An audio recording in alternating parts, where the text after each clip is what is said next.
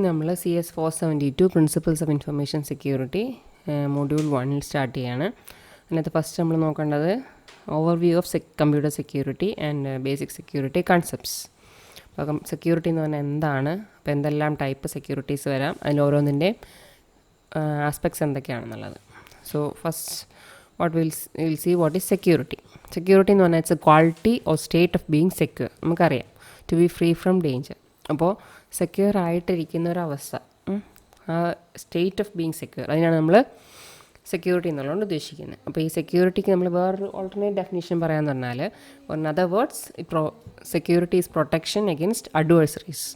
Adversary എന്ന് പറഞ്ഞാൽ എന്തായിരിക്കണം, നമ്മളെ ഇൻറ്റൻഷനലി ഹാം ചെയ്യാൻ പറ്റുന്നവരെയാണ് അഡ്വേഴ്സറീസ് എന്ന് പറയുന്നത്. അപ്പോൾ അവരിൽ നിന്നുള്ളൊരു പ്രൊട്ടക്ഷൻ, അതാണ് നമ്മൾ സെക്യൂരിറ്റി എന്നുള്ളതുകൊണ്ട് ഉദ്ദേശിക്കുന്നത്. ഈ സെക്യൂരിറ്റിയെ പറ്റി പറയുമ്പോൾ we have multiple layers of security. അപ്പോൾ ഏറ്റവും ബേസിക് ലെവൽ എന്ന് പറഞ്ഞാൽ physical security. Physical security is used to protect the physical items, objects or areas from unauthorised access and misuse. അപ്പോൾ ഫിസിക്കലി ഐറ്റംസിനെ അല്ലെങ്കിൽ ഒബ്ജക്ട്സിനെ അല്ലെങ്കിൽ നമ്മൾ ഏത് ഏരിയ ആണോ പ്രൊട്ടക്ട് ചെയ്യാൻ ഉദ്ദേശിക്കുന്നത് അവർ അൺഓതറൈസ്ഡ് ആയിട്ടുള്ള ആക്സസിൽ നിന്ന് അല്ലെങ്കിൽ മിസ്യൂസിൽ നിന്ന് protect. Next is personal security. Personal security എന്ന് പറഞ്ഞാൽ protect the individual or group of individuals. ആ ടേമിൽ തന്നെയുണ്ട് പേഴ്സണൽ, എന്നുവെച്ചാൽ പേഴ്സണുമായിട്ട് റിലേറ്റഡ് ആണ്. ദാറ്റ് ഈസ് ഇൻഡിവിജ്വൽ അല്ലെങ്കിൽ ഗ്രൂപ്പ് ഓഫ് ഇൻഡിവിജ്വൽസ്. അപ്പോൾ ഓതറൈസ്ഡ് ആയിട്ടുള്ള ഒരു ഇൻഡിവിജ്വലിനെ അല്ലെങ്കിൽ ഗ്രൂപ്പ് ഓഫ് ഇൻഡിവിജ്വൽസിന് ആക്സസിന് അവരെ പ്രൊട്ടക്ട് ചെയ്യുക. That is personal security. Next is operation security. It is use to protect the details of operation related ആയിട്ടുള്ള ഡീറ്റെയിൽസിനെ പ്രൊട്ടക്ട് ചെയ്യുക. Next one is communication security. ഇപ്പോൾ കമ്മ്യൂണിക്കേഷൻ മീഡിയ അല്ലെങ്കിൽ ടെക്നോളജി, അതിൽ റിലേറ്റഡ് ആയിട്ടുള്ള content, ഇങ്ങനെയുള്ള കാര്യങ്ങളെ പ്രൊട്ടക്ട് ചെയ്യാം. Next is network security, to protect the networking components, അതിനുപയോഗിക്കുന്ന കണക്ഷൻസ്, കണ്ടൻസ്, ഇതിനെയൊക്കെ പ്രൊട്ടക്ട് ചെയ്യാം. Next is information security. അതാണ് നമുക്ക് ഏറ്റവും ഇമ്പോർട്ടൻ്റ് ആയിട്ടുള്ള ടോപ്പിക് എന്നല്ല നമ്മുടെ കൺസേൺ എന്ന് പറയുന്ന ഏരിയ. അപ്പോൾ information security is concern with protection of information assets. അപ്പോൾ അത് സ്റ്റോർ ചെയ്തേക്കുമ്പോഴാണെങ്കിലും പ്രോസസ്സ് ചെയ്യുമ്പോഴാണെങ്കിലും ട്രാൻസ്മിഷൻ ആണെങ്കിലും ഈ സമയത്തെല്ലാം തന്നെ ഈ ഇൻഫർമേഷൻ്റെ 3 കാര്യങ്ങൾ നമ്മൾ പ്രൊട്ടക്റ്റ് ചെയ്യുക. That is confidentiality, integrity and availability. അതിനാണ് CIA എന്ന് പറയും. Confidentiality, integrity and availability of information നമ്മൾ പ്രൊട്ടക്റ്റ് ചെയ്യുക ഡ്യൂറിങ് സ്റ്റോറേജ്, ട്രാൻസ്മിഷൻ അല്ലെങ്കിൽ പ്രോസസ്സിങ്. അപ്പോൾ ഇതിനാണ് ഇൻഫർമേഷൻ സെക്യൂരിറ്റി എന്ന് പറയുന്നത്. അപ്പോൾ ഇത് നമ്മൾ അച്ചീവ് ചെയ്യാൻ വേണ്ടി നമ്മൾ ഉപയോഗിക്കുന്നത് പോളിസീസ് എൻഷുർ ചെയ്യുന്നു, അല്ലെങ്കിൽ പോളിസീസ് എൻഫോഴ്സ് ചെയ്യുന്നു, അതുപോലെ എഡ്യൂക്കേഷൻ പ്രൊവൈഡ് ചെയ്യുന്നു, ട്രെയിനിങ് ആൻഡ് അവയർനെസ് കൊടുക്കുന്നു, അല്ലെങ്കിൽ ടെക്നോളജി യൂസ് ചെയ്യുന്നു. ഇതൊക്കെ വഴിയാണ് നമ്മൾ ഇൻഫർമേഷൻ സെക്യൂരിറ്റി അച്ചീവ് ചെയ്യുന്നത്. അതായത് ഇൻഫർമേഷനെ പ്രൊട്ടക്റ്റ് ചെയ്യുക, അല്ലെങ്കിൽ ഇൻഫർമേഷൻ്റെ confidentiality, integrity and availability protect ചെയ്യുക. Next is components of information security. അപ്പോൾ CNS എന്ന് പറഞ്ഞാൽ it is committee on national security system. അപ്പോൾ അവരുടെ ഇൻഫർമേഷൻ സെക്യൂരിറ്റിയെ പറ്റിയുള്ള ഡെഫിനേഷനാണ് നെക്സ്റ്റ് നമ്മൾ പറയുന്നത്. Defines information security as a protection of information and its critical elements. അപ്പോൾ ഇൻഫർമേഷൻ സെക്യൂരിറ്റി എന്ന് പറയുമ്പോൾ നമ്മൾ ഇൻഫർമേഷനെ മാത്രമല്ല അതുമായിട്ട് ലിങ്ക് ചെയ്തിട്ടുള്ള എല്ലാ എലമെൻറ്റ്സിനെയും, അതായത് സിസ്റ്റം, ഹാർഡ്വെയർ, അല്ലെങ്കിൽ അതിനെ യൂസ് ചെയ്യുകയും സ്റ്റോർ ചെയ്യുകയും ട്രാൻസ്മിറ്റ് ചെയ്യുന്ന എല്ലാ കമ്പോണൻസിനെയും, അതെല്ലാ എലമെൻറ്റ്സിനെയും പ്രൊട്ടക്റ്റ് ചെയ്യുക. അതാണ് ഇൻഫർമേഷൻ സെക്യൂരിറ്റി എന്നുള്ളതുകൊണ്ട് ഉദ്ദേശിക്കുന്നത്. അപ്പോൾ കുറച്ചും കൂടി ബ്രോഡ് ആയിട്ടുള്ളൊരു ഡെഫിനേഷനാണ്. ഇൻഫർമേഷനെ മാത്രമല്ല, അപ്പോൾ അത് റിലേറ്റഡ് ആയിട്ടുള്ള എല്ലാ എലമെൻറ്റ്സിനെയും പ്രൊട്ടക്റ്റ് ചെയ്യുക. സിസ്റ്റംസ് അല്ലെങ്കിൽ ഹാർഡ്വെയർ യൂസ് ചെയ്യുന്നു, സ്റ്റോർ ചെയ്യുന്നു, ട്രാൻസ്മിറ്റ് ചെയ്യുന്നു, ഇതിനെല്ലാം ഉപയോഗിക്കുന്ന എല്ലാ കമ്പോണൻസിനെ അല്ലെങ്കിൽ എല്ലാ എലമെൻറ്റ്സിനെയും പ്രൊട്ടക്റ്റ് ചെയ്യുക എന്നുള്ളതാണ് ഇൻഫർമേഷൻ സെക്യൂരിറ്റി എന്നുകൊണ്ട് ഉദ്ദേശിക്കുന്നത്. അപ്പോൾ ഇൻഫർമേഷൻ സെക്യൂരിറ്റി നമുക്ക് മെയിനായിട്ട് 3 ഏരിയ ആണ് അതിൽ ഇൻക്ലൂഡഡ് ആയിട്ടുള്ളതെന്ന് വേണമെങ്കിൽ പറയാം. First one is information security management, then computer and data security, then next is network security. അപ്പോൾ ഇൻഫർമേഷൻ സെക്യൂരിറ്റീനെ നമുക്ക് ബ്രോഡായിട്ട് പറയുമ്പോൾ 3 രീതിയിൽ നമുക്കതിനെ 3 കമ്പോണൻസിൻ്റെ ഒരു കോമ്പിനേഷനായിട്ട് വേണമെങ്കിൽ പറയാം. So first is management of information security, next is network security, third is computer and data security. അപ്പോൾ ഇത് 3നും കോമൺ ആയിട്ട് വരുന്ന കമ്പോണൻ്റ് എന്താണ്? Security policies. അപ്പോൾ ഈ പോളിസീസിനെ ബേസ് ചെയ്തിട്ടായിരിക്കും നമ്മളുടെ ഈ പ്രൊട്ടക്ഷൻ അല്ലെങ്കിൽ സെക്യൂരിറ്റി നമ്മൾ ഓഫർ ചെയ്യുന്നത്. അപ്പോൾ എന്ത് പോളിസി നമ്മൾ ഡിഫൈൻ ചെയ്യുന്നു ആ പോളിസീസിനെ ബേസ് ചെയ്തിട്ടുള്ള പോളിസി ഉപയോഗിക്കുന്ന മോഡൽസിനെ യൂസ് ചെയ്തിട്ടായിരിക്കും നമ്മൾ സെക്യൂരിറ്റി നമുക്ക് അച്ചീവ് ചെയ്യാൻ പറ്റുക. ഇതാണ് നമ്മളുടെ components of information security. Next നേരത്തെ ഞാൻ പറഞ്ഞിരുന്നു CIA ട്രയാങ്കിൾ. അപ്പോൾ ഈ CNSS മോഡൽ എന്ന് പറയുന്നത് ഡെവലപ്പ് ചെയ്തിട്ടുള്ള കൺസെപ്റ്റ് ആണ് ഈ CAA ട്രയാങ്കിൾ എന്ന് പറഞ്ഞത്. അപ്പോൾ CAA ബേസ് ചെയ്തിട്ടാണ് ഈ ഒരു മോഡൽ ഡെവലപ്പ് ആയിട്ടുള്ളത്. അപ്പോൾ CAA എന്ന് പറഞ്ഞാൽ എന്താണെന്ന് ഞാൻ ഓൾറെഡി പറഞ്ഞു. കോൺഫിഡൻഷ്യാലിറ്റി, ഇൻറ്റഗ്രിറ്റി ആൻഡ് അവൈലബിലിറ്റി, അതാണ് ഈ CIA. അപ്പോൾ it's industry standard for computer security and it's based on 3 characteristics of information. അപ്പോൾ ഇൻഫർമേഷൻ്റെ 3 ക്യാരക്ടറിസ്റ്റിക്സിനെ ബേസ് ചെയ്തിട്ടാണ് CAA ട്രയാങ്കിൾ നമ്മൾ പറയുന്നത്. ഇതിനെ ബേസ് ചെയ്തിട്ടാണ് നമ്മൾ ഇൻഫർമേഷൻ സെക്യൂരിറ്റി നമ്മൾ ഇംപ്ലിമെൻറ്റ് ചെയ്യുന്നത്. That is confidentiality, integrity and availability base ചെയ്തിട്ട്. അപ്പോൾ ഇതാണ് നമ്മുടെ CAA triangle. This is confidentiality, integrity and availability. ഇത് 3 ഉണ്ടെങ്കിൽ നമുക്ക് എന്ത് പറയാം? ഇൻഫർമേഷൻ സെക്യൂർ ആണെന്ന് പറയാം. അപ്പോൾ നമ്മളുടെ മെയിൻ കമ്പോണൻസ് എന്ന് പറയുമ്പം ഇത് 3 ആയിരിക്കും ഇപ്പോൾ നമ്മൾ പറഞ്ഞത്: confidentiality, integrity and availability. Confidentiality എന്ന് പറഞ്ഞാൽ എന്താണ് നമുക്കറിയാം. അപ്പോൾ ഒരു പർട്ടിക്കുലർ ഡേറ്റ അല്ലെങ്കിൽ ഇൻഫർമേഷൻ അത് ആക്സസ് ചെയ്യാൻ റൈറ്റ് അല്ലെങ്കിൽ പ്രിവിലേജ് അല്ലെങ്കിൽ പെർമിഷൻ ഉള്ളവർക്ക് മാത്രം അത് ചെയ്യാൻ പറ്റുക. അത് എൻഷുർ ചെയ്യുന്ന പ്രോസസ്സിനെയാണ് കോൺഫിഡൻഷ്യാലിറ്റി നമ്മൾ പറയുന്നത്. So confidentiality ensures that only those with the rights and privileges to access information are able to do so. അപ്പോൾ ഓതറൈസ്ഡ് ആയിട്ടുള്ളവർക്ക് അല്ലെങ്കിൽ ആക്സസ് ഉള്ളവർക്ക് മാത്രം അതിനെന്തെങ്കിലും ഡേറ്റ മോഡിഫിക്കേഷനോ അപ്ഡേഷനോ ഒക്കെ ചെയ്യാൻ ഉള്ള പെർമിഷൻ കൊടുക്കുക. അപ്പോൾ അവർ മാത്രമേ ചെയ്യുന്നുള്ളൂ എന്നുള്ളത് ഉറപ്പാക്കുക. അതാണ് കോൺഫിഡൻഷ്യാലിറ്റി കൊണ്ട് ഉദ്ദേശിക്കുന്നത്. വെച്ചാൽ അൺഓതറൈസ്ഡ് ആയിട്ടുള്ളവർ നമ്മൾ ഇൻഫർമേഷൻ വ്യൂ ചെയ്യാനോ ആക്സസ് ചെയ്യാനൊക്കെ ശ്രമിച്ചാൽ എന്തായി? നമ്മുടെ കോൺഫിഡൻഷ്യാലിറ്റി അവിടെ പോയി. That is confidentiality is breached. ഇനി കോൺഫിഡൻഷ്യാലിറ്റി പ്രൊട്ടക്റ്റ് ചെയ്യാൻ വേണ്ടി നമുക്ക് ഉപയോഗിക്കാൻ പറ്റുന്ന പല മെഷേഴ്സാണ് നെക്സ്റ്റ് നമ്മൾ പറയുന്നത്. First one is information classification. Second is secure document storage. അപ്പോൾ ഡോക്യുമെൻറ്റ് സ്റ്റോറേജ് സെക്യൂർ ആക്കുക. അതുപോലെ തേർഡ് വൺ എന്ന് പറഞ്ഞാൽ നമ്മൾ സെക്യൂരിറ്റി പോളിസീസിനെ എൻഫോഴ്സ് ചെയ്യുക. ഇനി ഫോർത്ത് വൺ എന്ന് പറഞ്ഞാൽ education of information custodians and end users. അപ്പോൾ ഈ ഇൻഫർമേഷൻ കസ്റ്റോഡിയൻ എന്ന് പറഞ്ഞാൽ എന്താണ്? അതിൻ്റെ ഓണേഴ്സ് എന്ന് പറയാം. അപ്പോൾ അവരെ അല്ലെങ്കിൽ അതിനെ യൂസ് ചെയ്യുന്ന എൻഡ് യൂസേഴ്സിനെ എഡ്യൂക്കേറ്റ് ചെയ്യുക. അപ്പോൾ കോൺഫിഡൻഷ്യാലിറ്റിയെ പറ്റി അവെയർ ആണെങ്കിൽ മാത്രമേ നമുക്കത് അച്ചീവ് ചെയ്തെടുക്കാൻ പറ്റുള്ളൂ. അപ്പോൾ കോൺഫിഡൻഷ്യാലിറ്റിയുടെ മെയിൻ ടാസ്ക് എന്ന് പറഞ്ഞാൽ റൈറ്റ്സ് അല്ലെങ്കിൽ പ്രിവിലേജ് അല്ലെങ്കിൽ പെർമിഷൻ ഉള്ളവർ മാത്രം അവർക്ക് ചെയ്യാൻ അനുവദിച്ചിട്ടുള്ള കാര്യങ്ങൾ ചെയ്യുക. അപ്പോൾ അവർ മാത്രമേ ചെയ്യുന്നുള്ളൂ എന്നുള്ളത് ഉറപ്പാക്കുക അല്ലെങ്കിൽ എൻഷുർ ചെയ്യുക. That is confidentiality. ഇപ്പോൾ ഈ കോൺഫിഡൻഷ്യാലിറ്റി എൻഷുർ ചെയ്യാൻ വേണ്ടി നമ്മൾ ഉപയോഗിക്കുന്നൊരു മെക്കാനിസമാണ് ആക്സസ് കൺട്രോൾ മെക്കാനിസം. അപ്പോൾ എല്ലാവരും ആക്സസ് ചെയ്യാൻ പാടില്ല. പെർമിഷൻ ഉള്ളവർ അല്ലെങ്കിൽ റൈറ്റ്സ് ഉള്ളവർ അല്ലെങ്കിൽ പ്രിവിലേജ് ഉള്ളവർ മാത്രം ആക്സസ് ചെയ്യുക. അപ്പോൾ ആക്സസ് കൺട്രോളിന് വേണ്ടി നമ്മൾ കോമൺ ആയിട്ട് ഉപയോഗിക്കുന്ന ഒരു മെക്കാനിസം നമ്മൾ ഓൾറെഡി പഠിച്ചിട്ടുണ്ട്. That is cryptography. One access control mechanism for preserving confidentiality is cryptography. അപ്പോൾ ക്രിപ്റ്റോഗ്രഫി എന്ന് പറഞ്ഞാൽ നമുക്കറിയാം, നമ്മൾ നോർമൽ റീഡബിൾ ഫോമിൽ അയക്കുന്നതിന് പകരം നമ്മളതിനെ സ്ക്രാമ്പിൾ ചെയ്ത് വേറൊരു ഫോമിലാക്കി റീഡബിൾ അല്ലാത്തൊരു ഫോമിലാക്കിയിട്ട് നമ്മൾ കമ്മ്യൂണിക്കേറ്റ് ചെയ്യുന്നു. അപ്പോൾ ഈ കമ്മ്യൂണിക്കേഷൻ എല്ലാ ഒരു സ്ക്രാമ്പിളിങ്ങിൻ്റെ പ്രോസസ്സ് നടക്കുമ്പോൾ നമുക്ക് അവിടെ അഡീഷണൽ ആയിട്ട് ഉപയോഗിക്കുന്ന ഒരു കമ്പോണൻ്റാണ് ഈ ക്രിപ്റ്റോഗ്രാഫിക് കീ എന്ന് പറയുന്നത്. അപ്പോൾ ഈ കീ ആയിരിക്കും ഈ ഡേറ്റയിലേക്കുള്ള ആക്സസ് കൺട്രോൾ ചെയ്യുക. അപ്പോൾ ഈ കീ ഉപയോഗിക്കുമ്പോഴത്തേക്കുള്ള നെക്സ്റ്റ് ഒരു കൺസേൺ എന്ന് പറഞ്ഞാൽ ഈ കീയെ കൂടി നമ്മൾ പ്രൊട്ടക്റ്റ് ചെയ്യേണ്ട ഒരു സിറ്റുവേഷൻ വരും. That is cryptographic key itself becomes another data to be protected. അപ്പോൾ കോൺഫിഡൻഷ്യാലിറ്റി മെയിനായിട്ട് നമ്മളെ ഡേറ്റ റിവീൽഡ് ആണോ അല്ലയോ എന്നുള്ളതിനേക്കാൾ കൂടുതൽ ഡേറ്റ എക്സിസ്റ്റ് ചെയ്യുന്നുണ്ടോ ഇല്ലയോ എന്നുള്ളത്. അപ്പോൾ ഡേറ്റയുടെ എക്സിസ്റ്റൻസ് അതിനെയാണ് മെയിനായിട്ടും കോൺഫിഡൻഷ്യാലിറ്റി നമുക്ക് അപ്ലൈ ചെയ്യുക. എന്ന് വെച്ചാൽ ഡേറ്റ എന്താണെന്നുള്ളതല്ല, ഡേറ്റ റിവീൽഡ് ആയോ ഇല്ലയോ എന്നുള്ളതല്ല, ഈ ഡേറ്റ എക്സിസ്റ്റ് ചെയ്യുന്നുണ്ടോ ഇല്ലയോ എന്നുള്ളത്. That is confidentiality also applies to the existence of data which is sometimes more revealing than the data itself. ആ ഡേറ്റ എക്സിസ്റ്റ് ചെയ്യുന്നുണ്ടോ ഇല്ലയോ എന്നുള്ളതായിരിക്കും നമുക്ക് കൂടുതൽ കൺസേൺ ആയിട്ട് വരുന്നത്.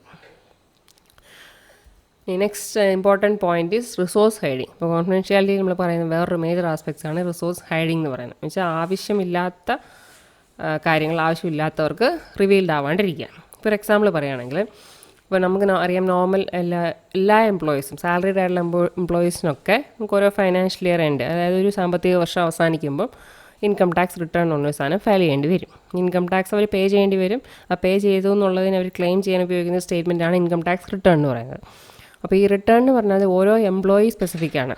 അപ്പോൾ ഈ നോർമലി ഈ റിട്ടേൺസ് അല്ലെങ്കിൽ അതിൻ്റെ അക്നോളജ്മെൻറ്റ്സ് ഒക്കെ കമ്മ്യൂണിക്കേഷൻ വരുമ്പോൾ നമ്മൾ എൻക്രിപ്റ്റ് ചെയ്തിട്ടായിരിക്കും നമുക്ക് അയക്കാം. അപ്പോൾ എൻക്രിപ്ഷൻ എന്ന് പറഞ്ഞാൽ അല്ലെങ്കിൽ പാസ്വേഡൊക്കെ യൂസ് ചെയ്തിട്ടായിരിക്കും അയക്കാം. അപ്പോൾ എൻസിഫറിംഗ് എന്ന് പറഞ്ഞാൽ എന്തായിരിക്കും? നോർമൽ റീഡബിൾ ഫോമിലായിരിക്കില്ല. അപ്പോൾ എൻക്രിപ്ഷൻ നമുക്ക് ഡിക്രിപ്ഷൻ നടത്തിയെടുക്കണം എന്നുണ്ടെങ്കിൽ വി നീഡ് എ കീ അല്ലേ.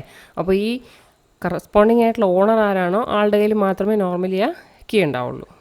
So enciphering and income tax return will prevent anyone without the key from reading the taxable income on the return. അപ്പോൾ കീ ഇല്ലാത്തൊരാൾക്ക് അതിനെ ഡീസിഫർ ചെയ്തെടുക്കാനോ അതിൽ നിന്നുള്ള ഇൻകം റിലേറ്റഡ് ആയ ഇൻഫർമേഷനോ ഒന്നും ആക്സസ് ചെയ്യാനോ പറ്റില്ല.